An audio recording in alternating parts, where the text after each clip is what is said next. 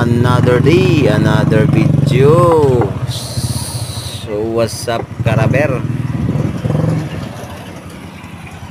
Naggawa pala ako ng rubber damper musing ng Kawasaki 250.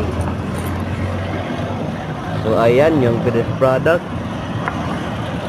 Ikakabit na natin.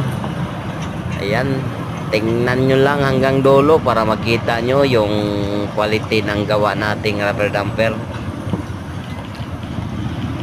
At sa hindi pa pala naka-subscribe dyan, please pwede pa subscribe naman, pahingi ng isang subscribe. Malaking tulong na yun sa aking page.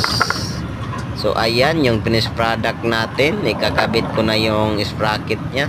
Ayan, nilagyan ko muna yung rubber ng sabon para madulas pagpasok ng sprocket. So ayan, medyo masikip. At salamat pala sa aking 7 subscriber. Sana dadami pa kayo. At thank you. God bless all. Bye bye.